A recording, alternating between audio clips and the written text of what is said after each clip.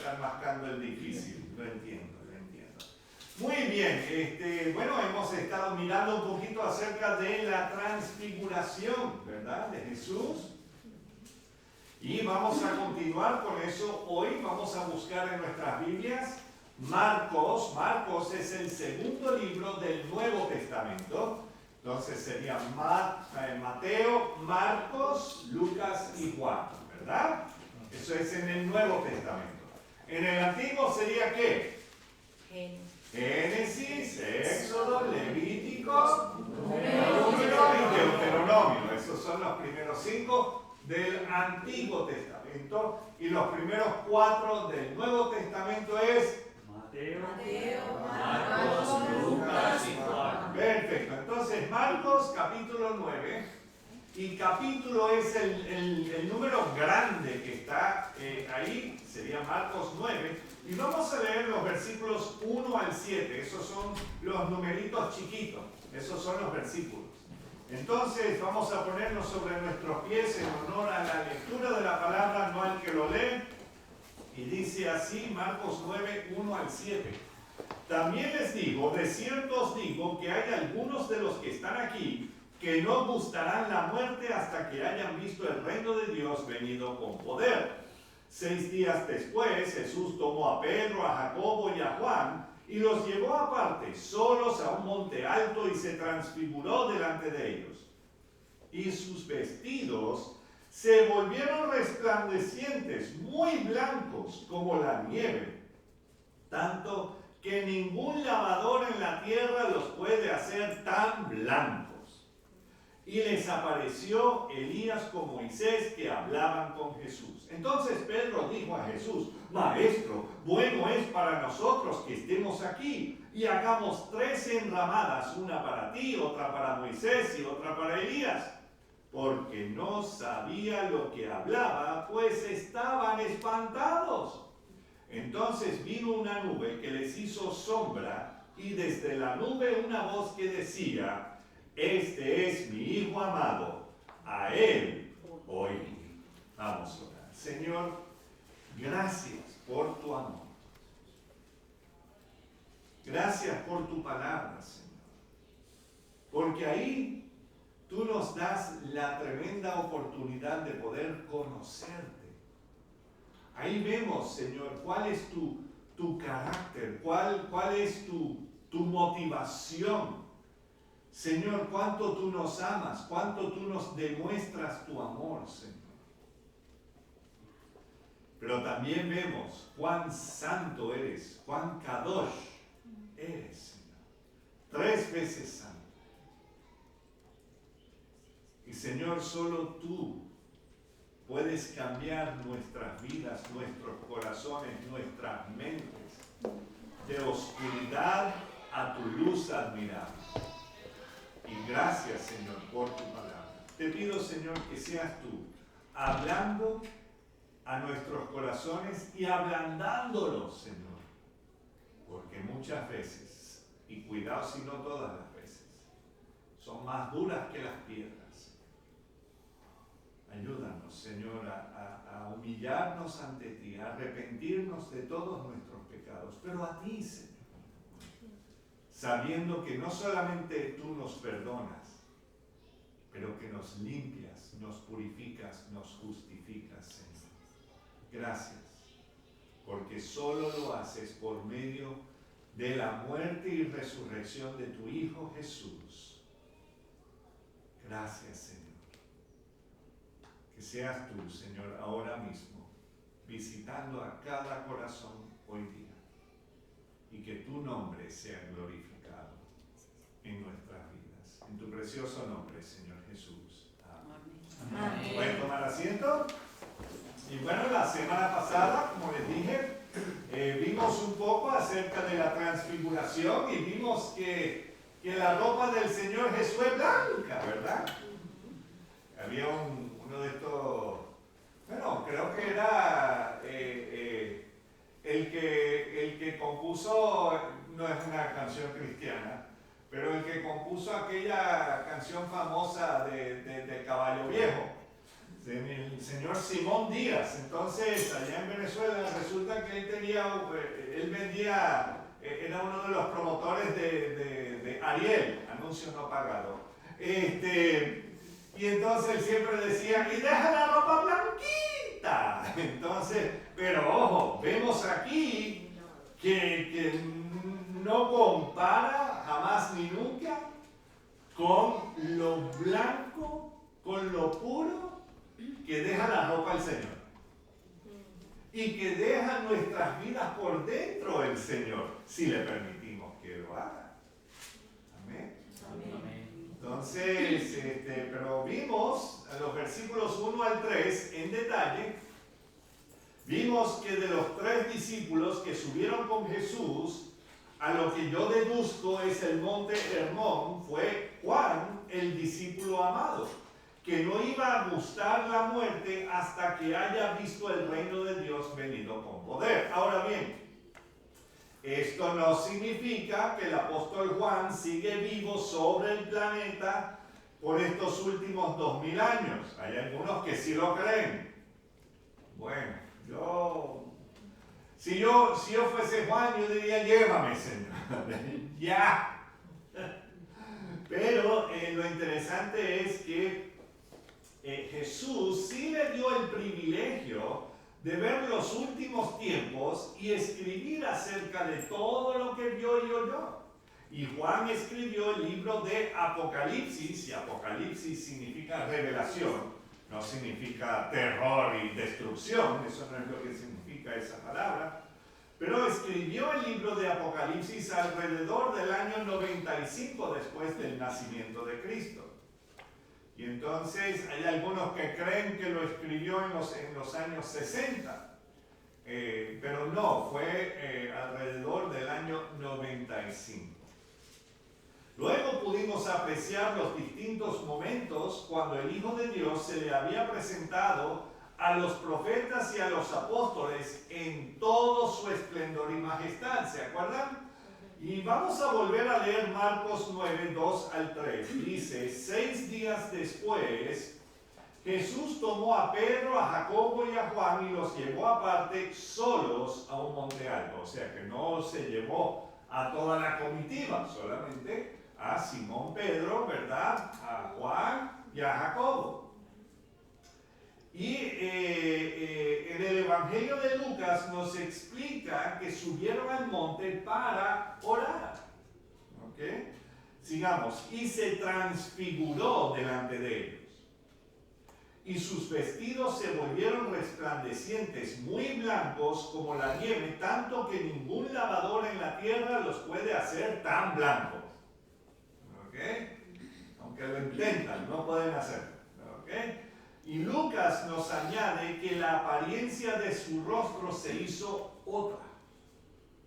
otra apariencia. ¿Okay? Y el Evangelio de Mateo nos da otro detalle, y resplandeció su rostro como el sol. ¿Okay? ¿Cuántos de nosotros hemos podido hacer que nuestros rostros brillen como el sol? Yo nunca. A menos que pase un montón de tiempo y no salgo afuera ni nada y tengo las persianas abajo, me pongo más blanco, pero no de forma buena. Ya me veo más moribundo, entonces no, ese no es el defecto que estamos buscando. Pero estos detalles acerca de las ropas y del rostro del Señor Jesús siendo transfigurados les dieron a los apóstoles presentes una pequeña muestra de quién era Jesús en su gloria. De tener esa oportunidad de ver al rostro del Señor como es. Impresionante. Y Simón Pedro lo declaró en su segunda carta. Él escribió, porque no os hemos dado a conocer el poder y la venida de nuestro Señor Jesucristo siguiendo fábulas artificiosas, sino como habiendo visto con nuestros propios ojos su majestad. Y eso fue exactamente lo que pasó. Ellos vieron a Jesús en su majestad. ¿Verdad? Qué tremendo, qué tremendo. Ahora, seguiremos ahora con el resto de lo sucedido aquel día en el monte donde Jesús se transfiguró. Y como les dije, para mí era el monte Hermón. Y tenemos uno similar por aquí en Aragón que se llama Hermón Cayo, ¿verdad? El Moncayo. Pero lo interesante es, busquemos ahí Marcos 9, donde hemos leído antes, pero el versículo 4. Marcos 9:4 y dice, y les apareció Elías con Moisés que hablaban con Jesús. No solamente han visto de que Jesús les está mostrando su gloria, pero añade que ahí está también Elías y Moisés.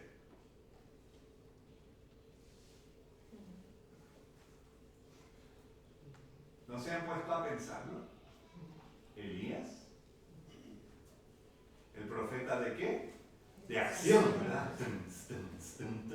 ¿Se acuerdan? Entonces, Elías, el profeta de acción, y Moisés, ¿verdad? Pam, pam, pam, pam, pam, ¿verdad? La película de los 10 mandamientos, Charlton Heston, no era Charlton Heston, era Moisés, ¿verdad? Y entonces lo interesante es que estos dos hombres importantes en las Escrituras están ahí hablando con el Señor Jesús. Entonces, el profeta Elías y el siervo de Jehová, Moisés, aparecieron allí y estuvieron hablando con Jesús.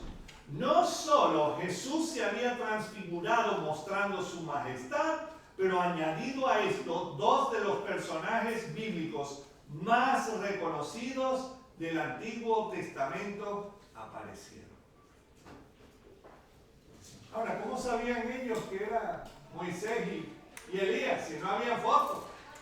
No había Instagram en esos días, ¿verdad? No había WhatsApp. ¿Cómo sabían que era Elías y Moisés? Porque tampoco los pintaban, ojo. ¿No? Pero ahí vamos a ver algo interesante. Los 3 evangelios nos especifican que estos dos personajes, Moisés y Elías, aparecieron ahí y conversaban con el maestro. Ahora, ¿por qué Moisés y Elías? Porque no fue Isaías y Jeremías, ¿verdad? O algún otro.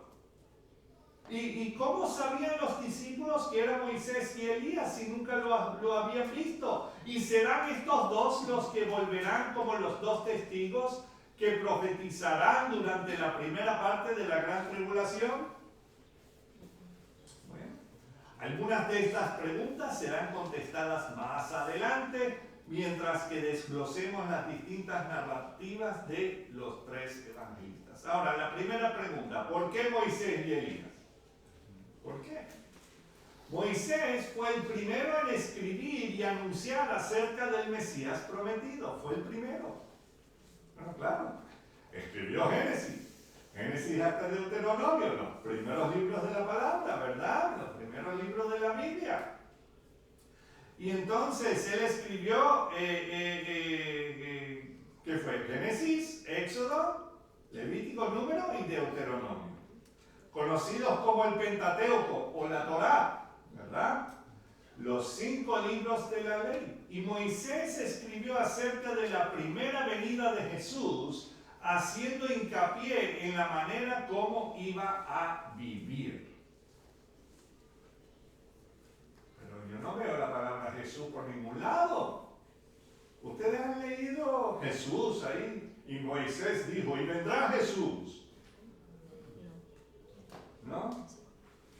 Vamos a ir a Deuteronomio, es el 5.º libro del Antiguo Testamento, Deuteronomio, y vamos a leer el capítulo 18, no todo el capítulo, solamente los versículos 15 al 19.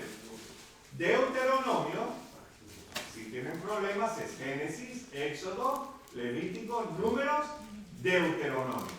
Es el 5.º libro del Antiguo Testamento. Testamento, Deuteronomio 18, versículos 15 al 19. Y aquí está Moisés describiendo aquel profeta que vendrá.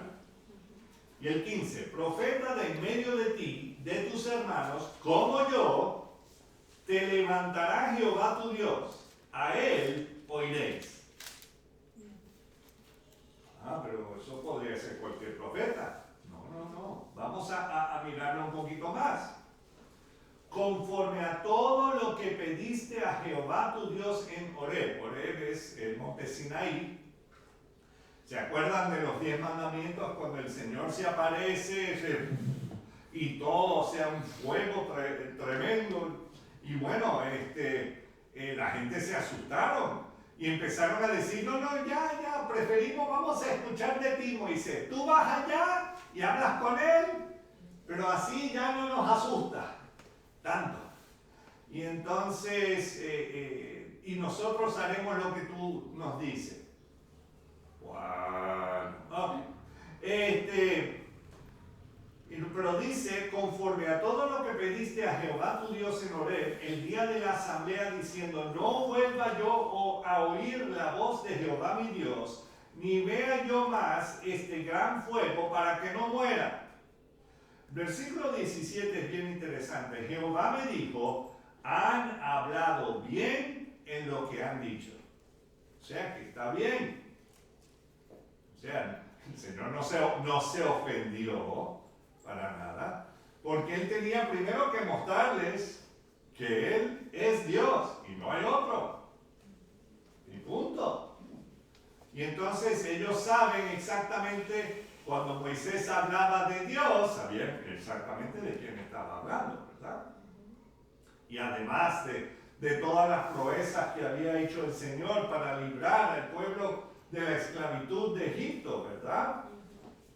Entonces, así como el pueblo no quiso recibir las palabras de Dios por medio del fuego, prefirieron oír las palabras de Dios por medio de mensajeros humanos.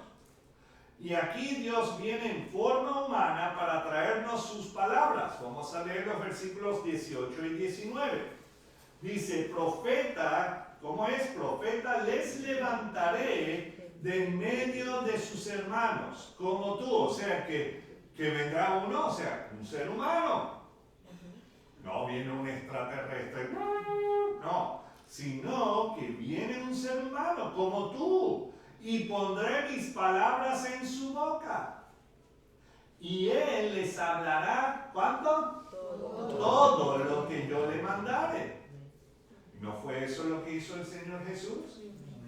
No habló, o sea, Él no habló por su bueno, yo creo tal y tal, no. Esto es lo que hay. Y todo lo que hacía era repetir lo que decía la palabra de Dios. Y así transcurrió su vida. Versículo 19. Mas a cualquiera que no oyere mis palabras que él hablare en mi nombre, yo le pediré cuenta. En otras palabras, aquí Moisés está diciendo que no es que viene a repetir como un loro y punto. No. Sí, él viene a repetir mis palabras, pero con autoridad. En otras palabras, Dios mismo va a venir y estar entre ustedes, pero como ser humano. ¿Estamos entendiendo? Ok. Y eso es lo que encontramos en Deuteronomio 18, del 15 al 19. En otras palabras, si no recibimos y obedecemos las palabras de Cristo Jesús, estamos rechazando a las palabras de Dios. ¿Por qué? Porque Jesús es Dios. Es 100% humano, por supuesto, pero 100% Dios. Y lo dice su palabra. Y Jesús es la palabra de Dios o el verbo de Jehová Dios. Y solamente ante Él puedes venir y arrepentirte. yo no te puedo salvar. El cura de la esquina no te puede salvar. Nadie te puede salvar. Todos somos pecadores. El único es Jesús. Él es el camino, la verdad y la vida. Nadie llega al Padre sino por medio de Él. Punto. Lo lamento por todos los que están buscando otra forma de llegar al cielo. Hay personas, y hasta he escuchado de ciertos pastores evangélicos, que no, son lobos disfrazados de lobos. El detalle es, porque ovejas no son para nada. Y entonces, lo interesante es que ellos creen o te hacen pensar que tú puedes llegar al cielo de cualquier manera. Y no, de una sola manera. Y hay que arrepentirte, reconocer de que Él ya hizo todo. Entonces Moisés también nos escribió acerca de la manera como iba a morir. Moisés, sí. Pero no dice, y Jesús fue a la cruz. No, no lo dice así. Pero vamos a ver cómo es que lo dice. Vamos a Génesis 3:15. Génesis es el primer libro de la Biblia. Génesis 3:15. Y menciona por primera vez que Jehová Dios enviaría a un Salvador. Claro, no dice ahí, y les enviaré a Jesús. No. Pero vamos a ver. ¿Y a quién se lo está diciendo? Está hablando a Satanás. Le está diciendo esto. Y dijo Dios ahí en Génesis 3:15, porque tenemos que recordar que esto es justo después de que la serpiente, o la serpiente antigua, Satanás, engañó a Eva, diciéndole que no iba a morir y que al comer del fruto de la ciencia del bien y del mal, ¿verdad?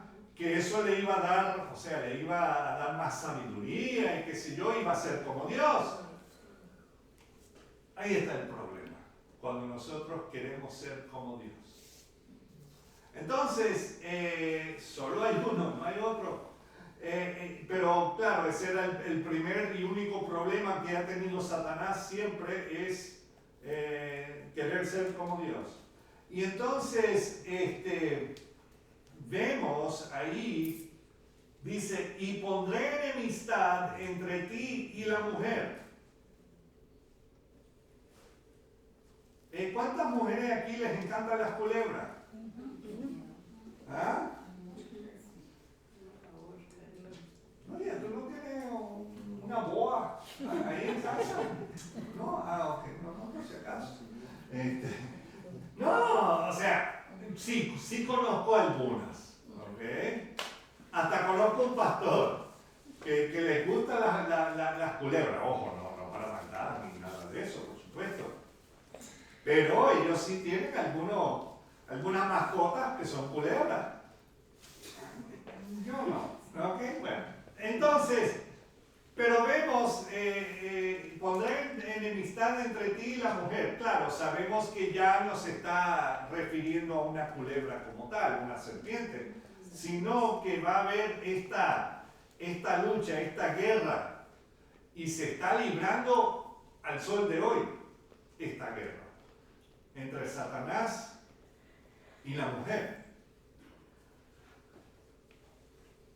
¿No se han dado cuenta de que, no sé si pasa aquí en España, pero yo sé que en los Estados Unidos está pasando, de que hay hombres que se quieren pasar como mujeres para entrar en los deportes porque son malísimos entre los hombres? Son malísimos, y reconózcalo.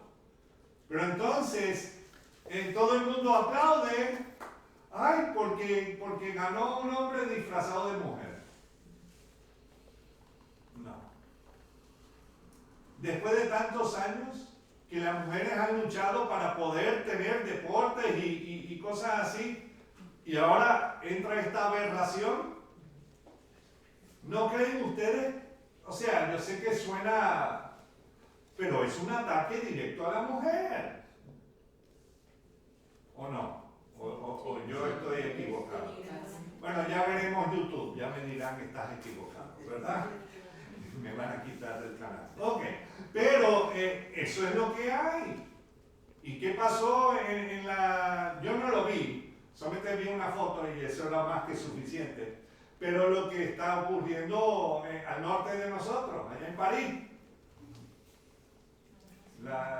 Yo no estoy hablando del espectáculo de Celine Dion. Estoy hablando, que ella cantó, pero estoy hablando de todas esas aberraciones que estaban ahí, que están promocionando, pero bueno, nos quieren meter por ojo, boca y nariz. ¿Y nos sorprende? No, no nos debe sorprender, porque uno de los que están pagando el asunto es Disney. Y Disney les encanta hablar de todo eso. Mira todas esas, bueno, no los miren, pero las películas de Disney a cada rato te están metiendo ese asunto.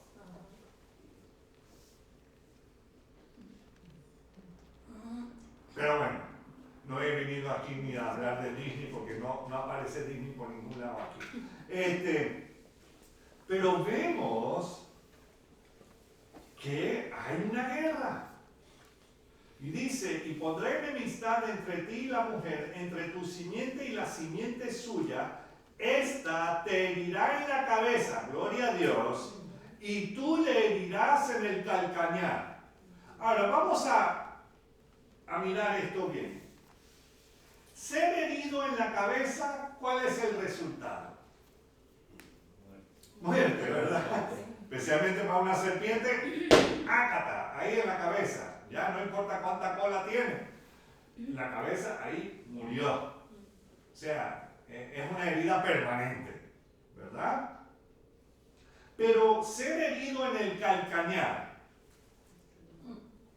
¿Dónde está el calcañar? En el tiempo. Ajá. Yo iba a levantar mi pierna, pero no puedo. Pero es por aquí. Ahora, sí, a lo mejor no puedo caminar muy bien después de que me llega en el calcañar, ¿verdad? Pero puedo seguir viviendo, ¿cierto? ¿Sí? Y claro, no estamos hablando de las épicas griegas ni nada de eso. O sea, ¿quién era el que le dieron en el talón? El de Aquiles, ¿verdad? Y murió. No, pero aquí no. Estamos hablando de que ser herido en la cabeza es permanente, pero ser herido en el calcañar es recuperable. El Salvador sería atravesado por el calcañar. ¿Eso es lo que dice la palabra? ¿Será herido por el calcañar? Bueno, sí. Es un lugar curioso, pero un detalle efectivo. Moisés describió en parte la crucifixión, una forma de castigo que no sería usado sino siglos más tarde por los persas y luego perfeccionado por los romanos, ¿verdad? Vamos a Deuteronomio. ¿Se acuerdan que estuvimos en Deuteronomio 18? Pero ahora vamos a ir a Deuteronomio 21. Deuteronomio 21, versículos 22 y 23. Y Moisés repite la ley, o sea, durante todo Deuteronomio es un solo discurso, hermano, antes de su muerte. Y lo interesante es que él repite la ley y dice el versículo 22, Deuteronomio 21, 22. Si alguno hubiere cometido algún crimen digno de muerte, ojo, crimen digno de muerte, y lo hiciereis morir, y lo colgaréis, ¿dónde? En un madero. No dice que lo llevarás por detrás de una lancha para que se ahogue. No. Dice que lo colgaréis en un madero. 23. No dejaréis que su cuerpo pase la noche sobre el madero. Qué curioso. Pienso yo. sin falta lo enterrarás el mismo día, porque maldito por Dios es el colgado, y no contaminarás tu tierra que Jehová tu Dios te da por heredad. ¿No le parece curioso eso?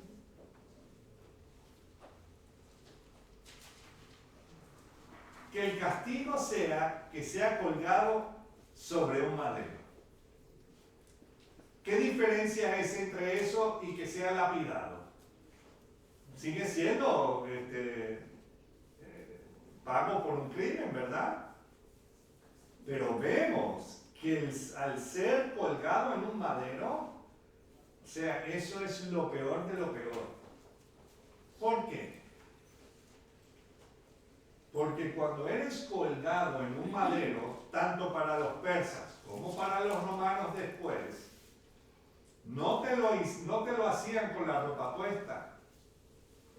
Estabas con todo al aire.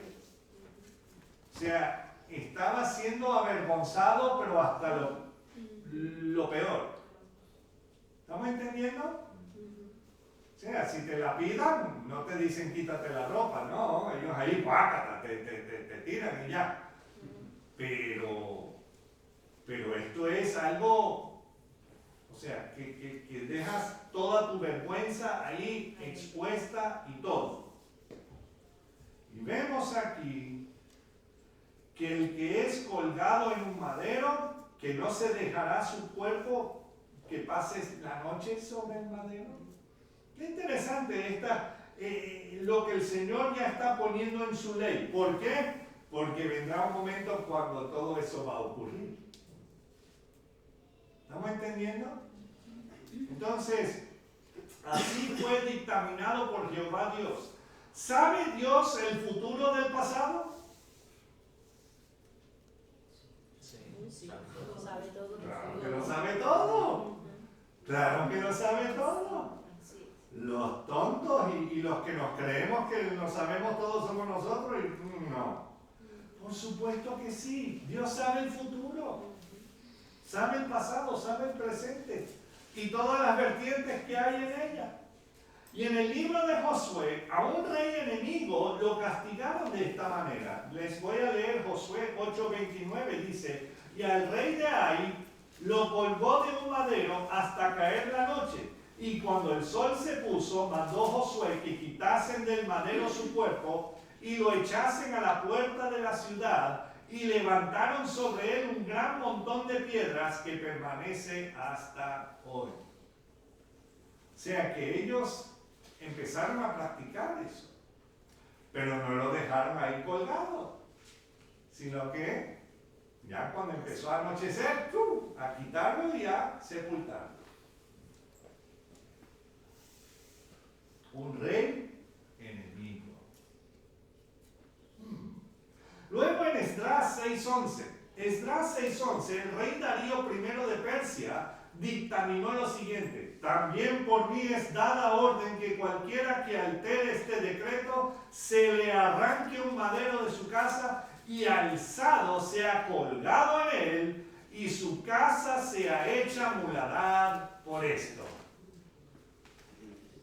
¿Qué era lo que, o sea, el castigo era para cualquier cosa? No. Era para cualquiera que se interpusiera en contra de la adoración al Dios vivo de los judíos en Jerusalén. Los persas instituyeron la crucifixión y añadieron al castigo la destrucción de la casa. Por eso Jesús le dice a Juan, Juan, es aquí tu madre, ¿verdad? Ahí estaba María, la madre de Jesús. Y madre, ahí está tu hijo. ¿Por qué? Porque ya le iban a destruir la casa. No iba a tener dónde llegar. ¿Estamos entendiendo?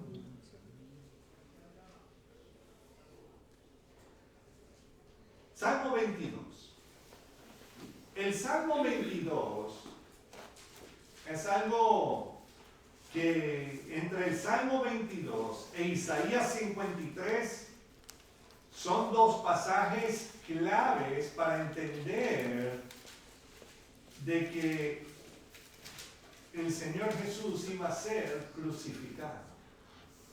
Salmo 22 es una descripción profética escrita por el rey David de lo que ocurriría al Salvador unos 1000 y pico de años después.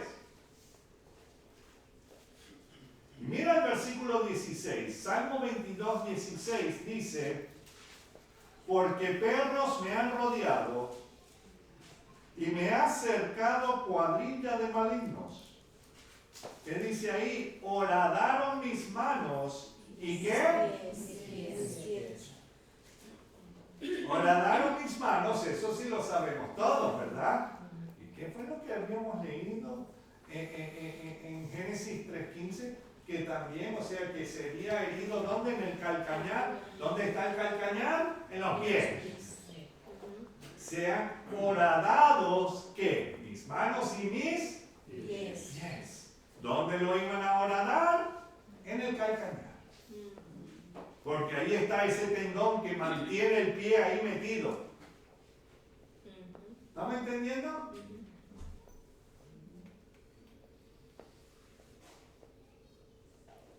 18. Repartieron entre sí mis vestidos y sobre mi ropa echaron suertes. Eso lo dice Salmo 22. Y está hablando de algo que no iba a ocurrir sino en 1000 años. Y ocurrió al pie de la letra. ¿O no? Sí. ¿Sí? Entonces, básicamente, el carpintero, porque Jesús fue carpintero mientras que estuvo aquí en la tierra, y el creador, porque Él es el creador del universo, fue clavado sobre el madero. El rey y señor de todo fue despojado de todo lo que poseía. Y en ese momento lo que poseía era solamente sus vestidos.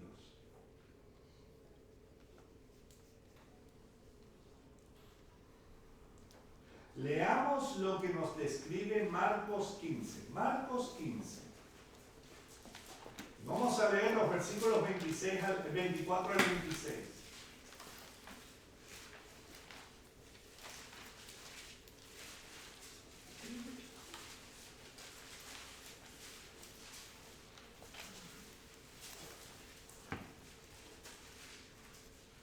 Lo que vamos a leer es acerca de la crucifixión de Jesús por los romanos.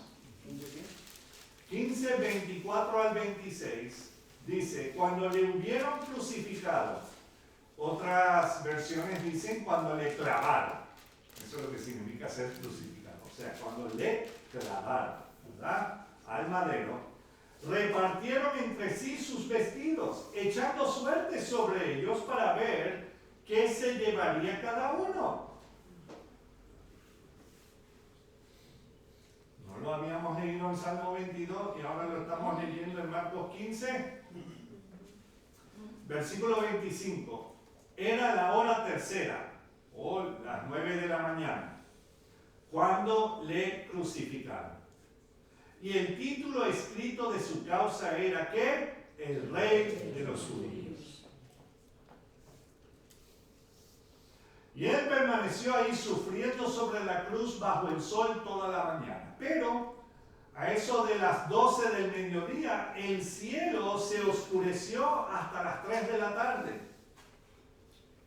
Y leemos en el versículo 34. Y a la hora novena, o sea, a las 3 de la tarde, Jesús clamó a gran voz diciendo: Eloi, Eloi, lama sabactani, que traducido es: Dios mío, ¿por qué me has desamparado? Ojo. Lo interesante es que cuando tú lees Salmo 22, comienza con esas palabras. ¿Por qué me has desamparado? No es, ojo, Dios no puede desamparar a Dios. Porque entonces Jesús sería otro Dios. ¿Estamos entendiendo?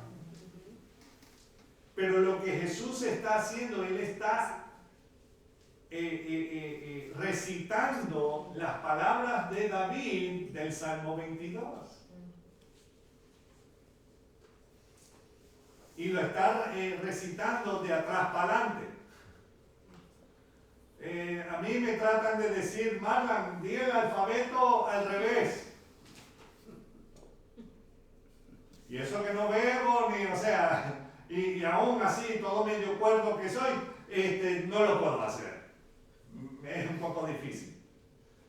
Sé que hay una Z, una X, una Y por ahí, pero ahí ya tendrían que usar a Josué para que me ayude el resto.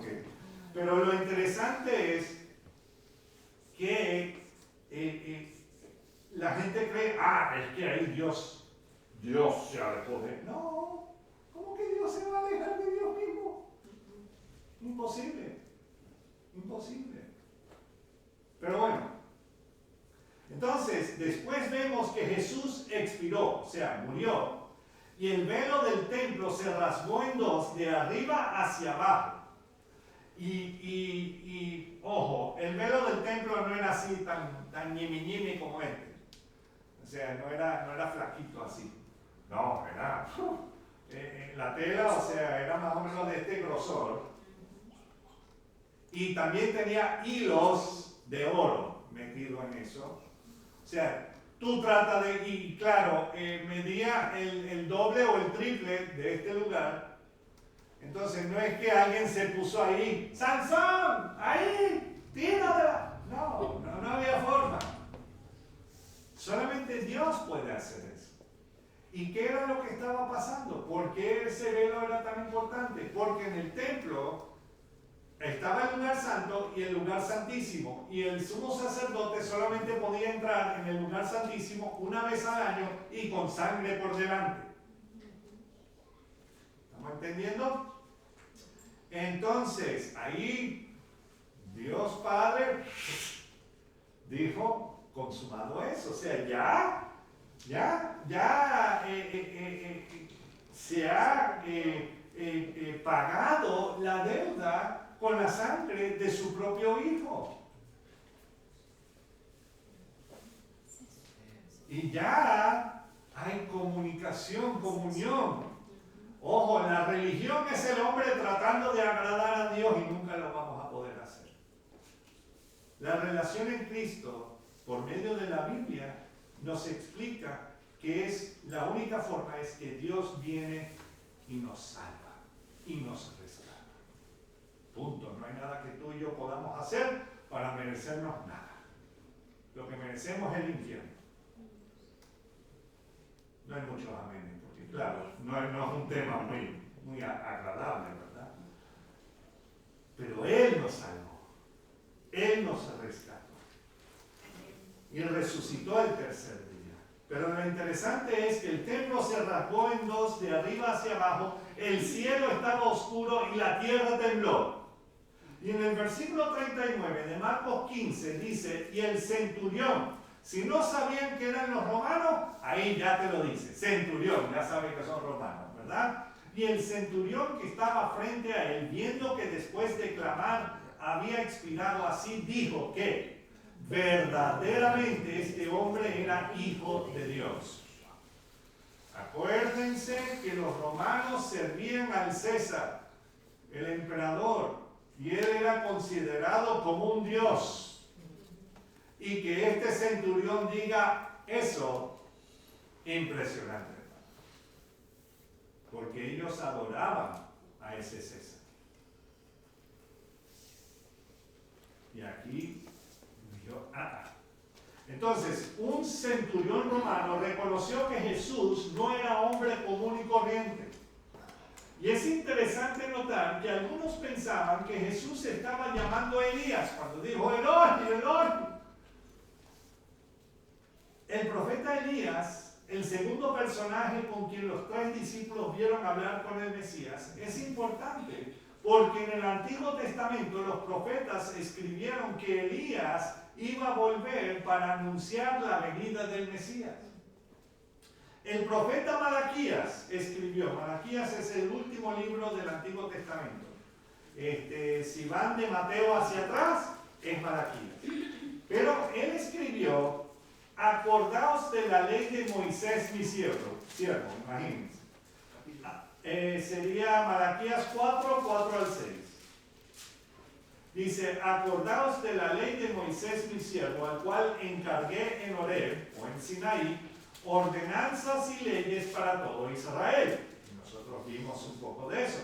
He aquí, yo os envío, ¿quién? El profeta Elías, antes que venga el día de Jehová, grande y terrible. Cuando vino el Señor Jesús en su primera venida, ¿hubo un día grande y terrible? No. O sea, se cayeron los aviones y...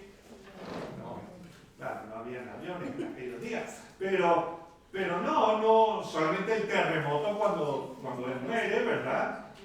Pero ahí es donde Dios Padre está poniendo sobre él toda su furia, toda su ira sobre su propio hijo. Porque Él es el único que puede aguantarlo. Y Él es el único perfecto, puro. Y por eso Él pudo ser sacrificado por cada uno de nosotros.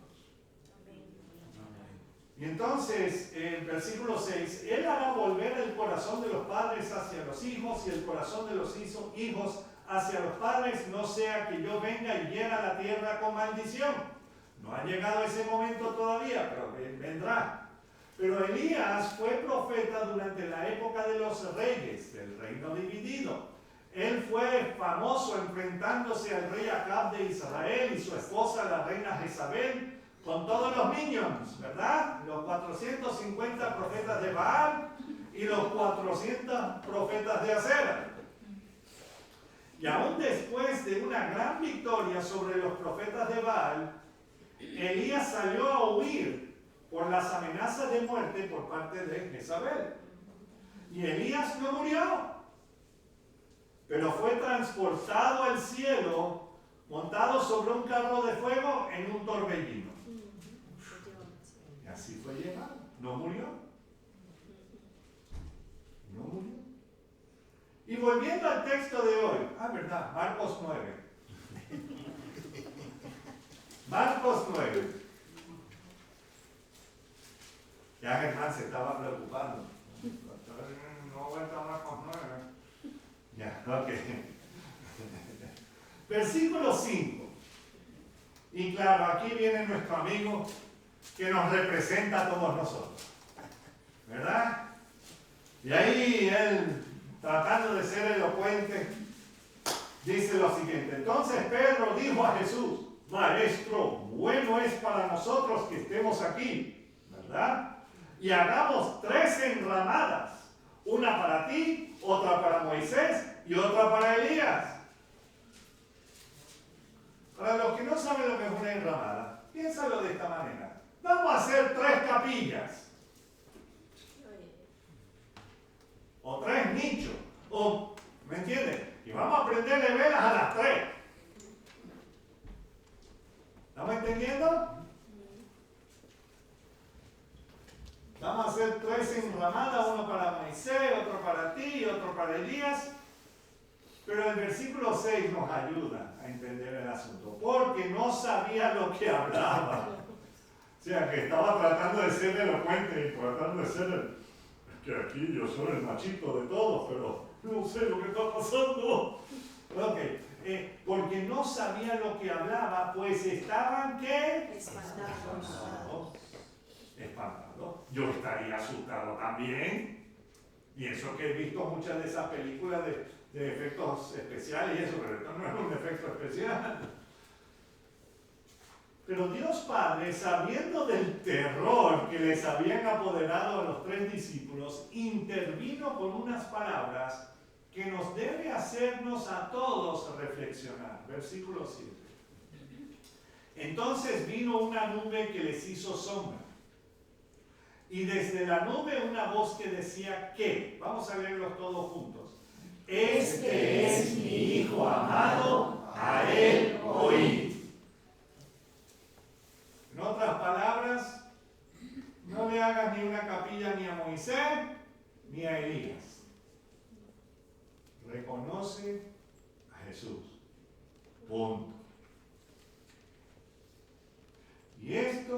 les hizo caer en tiempo. Al que deben y debemos seguir y servir es al Mesías, a Yeshua, salvación, a Cristo Jesús. Y por supuesto Jesús, el buen pastor, se les acercó. Vamos a seguir leyendo el versículo 8. Pero me dicen, pastor, se me está cagando el pollo, ya, vámonos. Versículo 8, y luego cuando miraron no vieron más a nadie consigo, sino a Jesús solo. Ahí estaba el Señor Jesús. Estos discípulos tenían que saber que lo que estaban emprendiendo iba a ser algo extraordinario. Al bajar de la montaña, Jesús les dio unas instrucciones que los tres siguieron al pie de la letra, y esto es un milagro en sí. Versículo 9, y descendiendo ellos del monte, les mandó que a nadie dijesen lo que habían visto, sino cuando el Hijo del Hombre hubiese resucitado de los muertos. O sea, de esto lo que acaban de ver, nada. Hasta que yo vuelva de la muerte.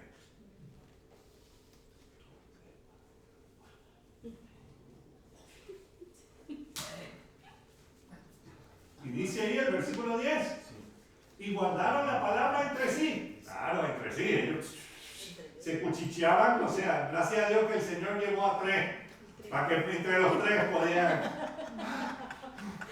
podían hablarse, ¿verdad? Ese es como alguien que tiene un secreto. Un secreto es algo que tú le dices a todo el mundo, pero uno a la vez. Nadie lo ha entendido, está bien, todos tienen hambre. Y guardaron la palabra entre sí, discutiendo que sería aquello de resucitar de los muertos. O sea, ahí se quedaron. Y este punto, la de la resurrección de los muertos, les causaban algo de asombro y misterio. Y por supuesto habían estado presentes para la resurrección de la hija de Jairo, el principal de la sinagoga de Capernaum, ¿se acuerdan? Y estarían aún más maravillados con la resurrección de Lázaro, que todavía no había ocurrido, quien tendría 4 días de haber muerto. ¿Sería? Y otra persona en la Biblia quien había sido usado por Jehová para resucitar un niño fue el profeta Elías, ¿se acuerdan? Y también luego su sucesor, el profeta Eliseo, también resucitó a otro niño. Versículo 11, y le preguntaron diciendo, ¿por qué dicen los escribas que es necesario que Elías venga primero? Respondiendo él, versículo 12, él les dijo, Elías a la verdad vendrá primero y restaurará todas las cosas. ¿Y cómo está escrito del Hijo del Hombre que padezca mucho y sea tenido en nada? 13, pero os digo que Elías ya vino y le hicieron todo lo que le quisieron, como está escrito de él. Ahora, algo interesante es que Jesús les habla de Elías que vendrá primero y restaurará todas las cosas. Luego les dice, os digo que Elías ya vino y le hicieron todo lo que quisieron, como está escrito de él. Vendrá, pero ya vino. ¿Con qué se come eso? Ah, ¿lo hizo cuando se enfrentó al rey Acab y a la reina Jezabel? No. Jesús no se está refiriendo a ese momento del ministerio de Elías. Tenemos que ir a Mateo 17. Mateo es el primer libro del Nuevo Testamento. Mateo 17. Y vamos a leer los versículos 12 y 13. 12 y 13. Mas os digo que Elías ya vino. O sea, nuevamente estamos mirando la misma escena, pero aquí hay más detalles. Estamos en Mateo 17, capítulo 17, versículo 12. 1, 2, 12. Mas os digo que Elías ya vino y no le conocieron, sino que hicieron con él todo lo que quisieron. Así también el Hijo del Hombre padecerá de ellos. O sea, que ellos maltrataron e insultaron al que vino antes que Jesús. y que iban a también maltratarlo y hacerle de todo, ¿verdad? Versículo 13. Entonces los discípulos comprendieron que les había hablado de Juan el Bautista. Entonces, no es que Elías, la persona física de Elías, vino, sino alguien que vino con el mismo propósito o ministerio de Elías. Juan el Bautista hizo eso mismo, proclamando la pronta venida del Mesías, pero estaba hablando de la primera venida. Y con esa respuesta nos debe contestar la pregunta: ¿cómo sabían los discípulos que eran Moisés y Elías si nunca los habían visto? Bueno, posiblemente por las palabras que estaban conversando con Jesús el Mesías, y definitivamente durante la conversación que tuvieron los discípulos con Jesús al bajar la montaña. O sea, ¿no se acuerdan que posiblemente lo que Moisés le estaba conversando a Jesús era de que este es aquel profeta que iba a venir, que también iba a ser atravesado en el calcañar, o sea, cosas así? Y Elías también hablando de la segunda venida del Señor, porque Él es el que vendrá con el otro testigo durante la tribulación. Entonces, ¿serán estos dos, Moisés y Elías, los que volverán durante la primera parte de la tribulación? Bueno, sabemos que Elías no murió. Hay otro personaje que no murió, pero también el Señor le llevó. ¿Quién fue? Enoc. Enoc está en Génesis capítulo 5, se lo pueden leer en casa.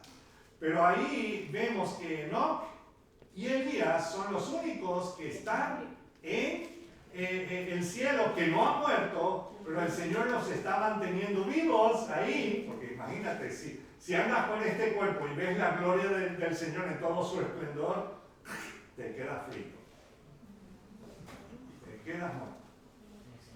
Pero vemos aquí, pero sabemos que Moisés sí murió a los 120 años después de compartir con el pueblo el libro de Deuteronomio, y no entró en la tierra prometida. Ah, pero pastor, pero si él está en el monte del Hermón, significa que él llegó a entrar. No. ¡Qué listo! Este Moisés! No. Ahí mismo en Mateo 17, unos versículos antes, Mateo 17, 9. Leemos algo. Y es por esta sencilla razón que él no entró en la tierra prometida. Versículo 9.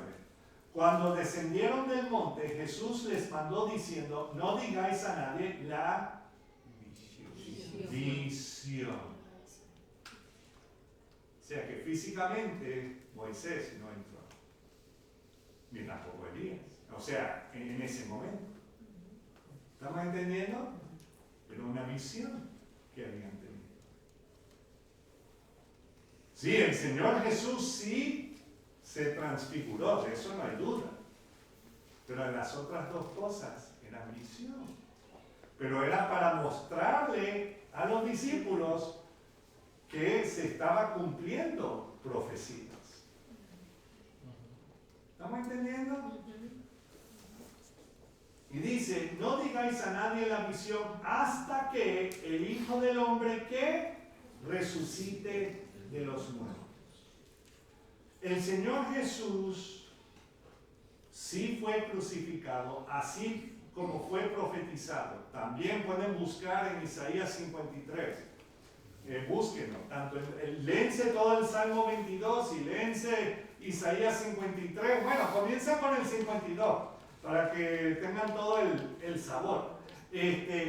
Pero vemos que Jesús sí vino como fue profetizado, vivió tal fue como fue profetizado, murió de la manera como fue profetizado. Y resucitó al tercer día como fue profetizado. Y volverá como también fue profetizado. Amén. Entonces, yo sé que ha sido muchas cosas, pero todo de lo de la transfiguración en sí tiene mucho. Y ojo, no ni escalé ni encimita de lo que hay. Pero por lo menos para que tengamos una idea de que el Señor no hace nada ni por casualidad, ni por, hice esa, vamos a la próxima. No, Él tiene todo bajo su control. No hay nada que le asusta. Sí, le duele nuestro pecado, pero no le sorprende. Por esa razón vino y murió. Porque Él sabe que nosotros no podemos pagar. Él pagó nuestra deuda que nosotros tuvimos con Él. Totalmente. Y sigue vivo, no solamente para decir, mira, lo hice, no, sino porque quiere pasar la eternidad con cada uno de nosotros. Aún los que somos así un poco pesaditos. El Señor es mi pastor, nada me faltará. Me hará descansar delicados pastos y aguas de reposo. También me alentará con su vara y su callado. Lo necesitamos, hermano. Porque no somos un billete de A100 que todo el mundo nos quiera. Pero el Señor nos ama y quiere lo mejor para nosotros. Pero nosotros también tenemos que entregarle a Él nuestra vida. Que Él haga lo que Él desea con nosotros. Porque en realidad eso es lo mejor. Eso es lo mejor. Vamos a orar. Señor, te alabamos, te bendecimos y te pedimos, Señor, primero, que si somos ovejas, y espero que todos aquí lo seamos, pero si somos cabras algunos, Señor, que seas tú hablando y ablandando nuestros corazones para que podamos ya arrepentirnos y dejar de ser cabras y que seamos transformados por ti para ser ovejas de tu prado, Señor. Gracias, mi Dios, por tus muchas bendiciones. Y perdónanos, Señor, por todo lo que hacemos que va en contra de tu voluntad, Señor. Y es una perfecta voluntad para nuestras vidas. Tú quieres lo mejor para nosotros, pero muchas veces nosotros creemos que nosotros sabemos mejor que tú. En realidad, en nuestra carne, en nuestro orgullo, nuestra testarudez, lo que sea, Señor, todo lo que es rebeldía pura y dura. Perdónanos, perdóname, límpiame, purifícame, Señor. Y que tú prometes de que vienes muy pronto y ayúdanos a estar listos siempre para cuando tú vengas por tu pueblo. Gracias, mi Dios. También te pedimos por el pueblo tuyo que está en Israel. Señor, te pedimos que seas tú protegiéndolos de todos sus enemigos. El enemigo más grande que tienen es el pecado, así como todos nosotros. Y te pedimos que ellos puedan reconocer al Dios de Israel y que puedan recibir a ese Mesías que ya vino una vez y viene otra vez. Gracias, mi Dios. Bendice a cada uno de mis hermanos y hermanas y sus familias, los que no pudieron llegar y los que estamos aquí también. Señor, gracias por tu amor. Y que seas tú, Señor, recordándonos de todo lo que hemos visto en este día. para saber que sí, no solamente reinas, pero también tienes tu mano extendida para salvarnos. En tu precioso nombre.